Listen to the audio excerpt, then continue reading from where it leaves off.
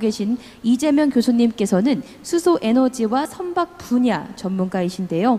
오늘은 친환경 수소에너지를 활용해 해양 쓰레기 문제를 해결할 이른바 한국형 해결책 코리안 솔루션을 제안할 예정입니다. 코로나19 이후 K-방역이 전 세계에서 주목을 받았듯이 이재명 교수님의 K-제안 또 새로운 세계적 기준이 될 수 있을지 기대를 해보면서 발제를 청해 듣겠습니다. 이미 무대에 올라오셨는데요. 여러분 환영의 박수 부탁드리겠습니다.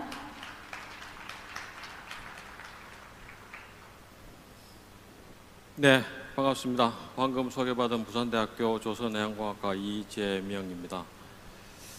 저는 오늘 발제 내용이 해양 쓰레기, 해양 부유 쓰레기를 저감할 수 있는 친환경 기술이란 내용으로 발제를 하고자 합니다.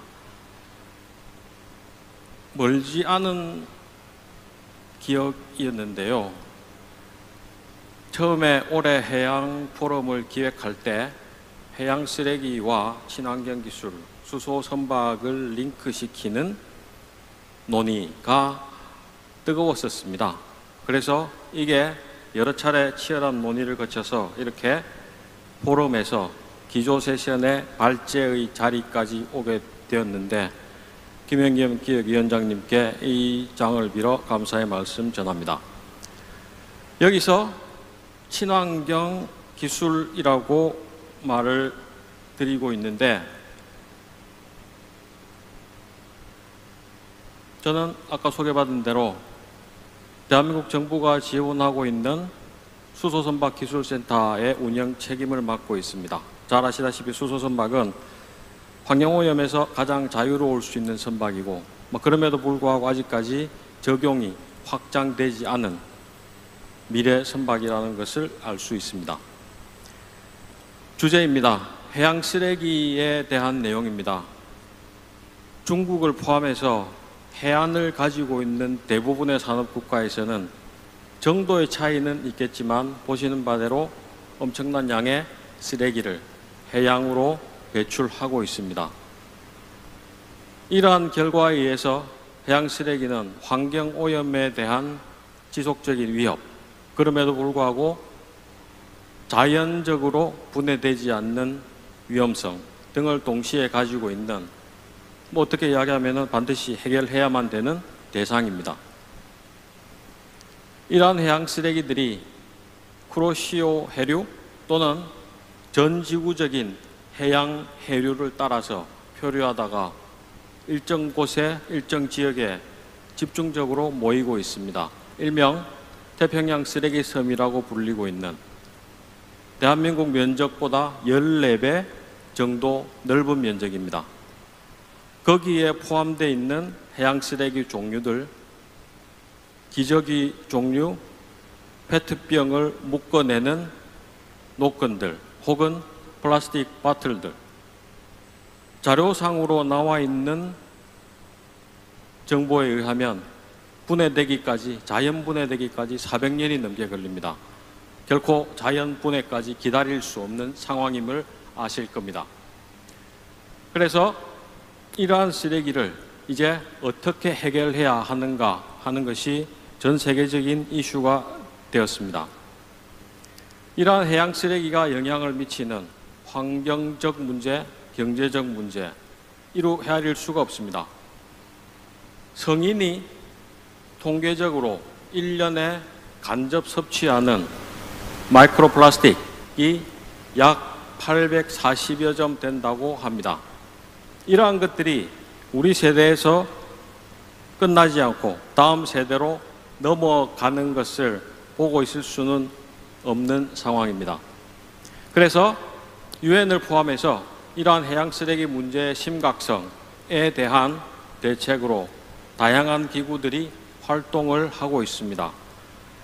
기조연설자이셨던 피터 톰슨 씨가 관여하고 있는 UNEA 등도 마찬가지고 주로 유엔에서 집중적인 활동을 수행하고 있는 상황입니다. 해양 쓰레기 문제에 대해서 최근에 투입되고 있는 새로운 기술 동향입니다. 주로 육지 인근에 포함 분포하는 해양 쓰레기의 집중 수거, 주로 해역은 포트나 리버 쪽에 국한됩니다. 그리고 오션을 대상으로 하는 해양 쓰레기 수거, 지금 보시는 내용들은 세계적으로 의미 있는 혹은 구체적인 실체를 가지고 있는 해양 쓰레기 수거 프로젝트라고 보실 수 있습니다. 대양을 대상으로 하는 프로젝트들은 아까 말씀드린 대로 대부분 태평양 쓰레기 섬을 대상으로 하고 있습니다. 이러한 해양 쓰레기 수거 처리의 가장 큰 문제 혹은 컨벤셔널 어프로치를 보자면 해양에서의 수거 그리고 단순한 운반을 거쳐서 육상에 올라왔을 때 그때부터 수없이 많은 과정을 거치게 됩니다. 클리닝, 그라인딩, 멜팅, 리사이클링. 그래서 대부분의 해양 쓰레기 처리에서 가장 고민을 하고 있는 부분이 수거해온 해양 쓰레기를 어떻게 효율적으로 처리할 것인가.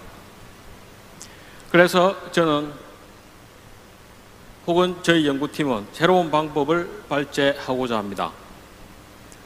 한 척의 선박에서 가장 높은 효율로 수거를 하고 저장을 하고 리사이클링을 하고 그리고 그러한 것을 수행하는 선박은 에코 프렌들리 프로펄션으로 하고 누가 생각해도 당연한 얘기입니다. 해양 쓰레기는 바다에 떠 있는 쓰레기고 바다에 떠 있는 쓰레기는 선박이 가서 해결할 수밖에 없습니다.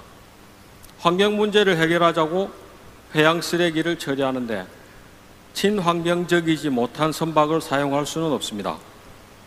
그렇다면 지금 현재 가동할 수 있는 가장 효율적인 친환경 선박, 그 선박을 바다 위에 떠서 해양 쓰레기를 수거하고 처리하고 재활용까지 만들어내는 허브로 만들자 하는 것이 저의 제안입니다. 지금부터 방금 말씀드린 선박의 개념 설계를 보여드리도록 하겠습니다.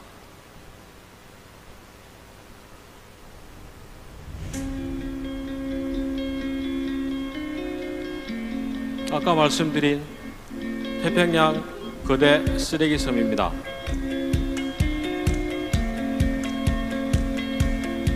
연간 800만 톤 정도의 해양 쓰레기가 유입되고 있습니다. 이미 많은 보고를 통해서 알려져 있습니다. 선박이 이제 이 쓰레기를 처리하러 해역에 투입될 것입니다. 말씀드린 대로 친환경 선박이기 때문에 지금 현재 가장 친환경 기술인 LNG 추진 기술이 활용됩니다. 드론을 띄워서 탐색을 하고 해양 쓰레기 수거 대상을 식별을 하고 소형 작업선을 띄워서 끌어오게 됩니다. 여기까지는 선박의 기능을 갖춘 베슬이라면 대부분 가능한 부분입니다. 그런데 LNG에서부터 기와 계질 장치를 이용해서 수소를 생산하고 수소를 연료전지에 연결시켜 선박에 필요한 모든 전력을 생산하고 이 전력을 통해서 쓰레기 수거에 필요한 혹은 분류 가공에 필요한 모든 동력을 선박 내에서 일체형으로 해결할 수 있습니다.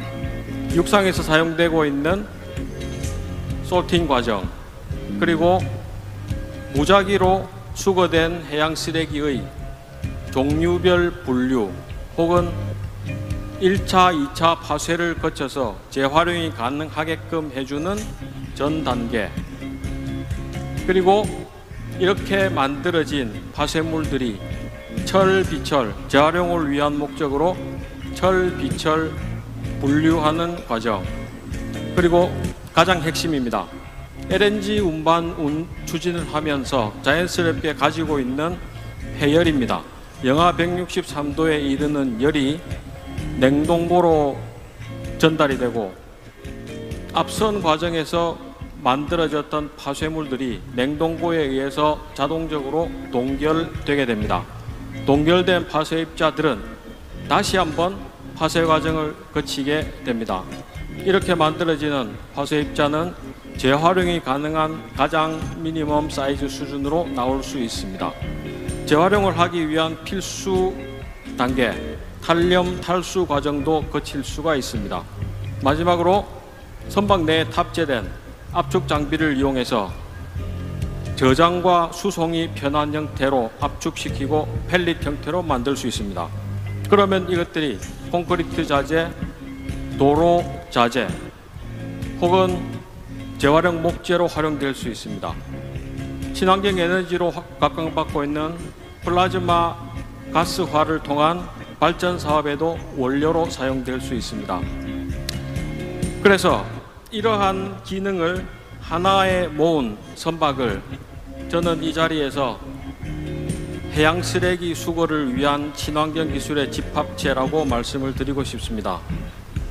제가 지금까지 드린 말씀에 의하면 기술 하나하나는 여러분들 모두가 인지하고 계시는 어느 정도 확보된 기술이고 어느 정도 가용이 가능한 기술들입니다. 단지 어느 누구도 인테그레이션을 시도해보지 않았고 그리고 해양 쓰레기가 모여있는 바다에 투입해 보지 않았습니다. 그래서 남아있는 다가올 미래에 혹은 우리의 후속 세대에 깨끗한 오션을 물려주기 위해서 그리고 친환경 시대로 진입하기 위해서 아직까지 해결하지 못한 해양 쓰레기 문제에 이러한 기술을 제안하고자 합니다. 이상입니다.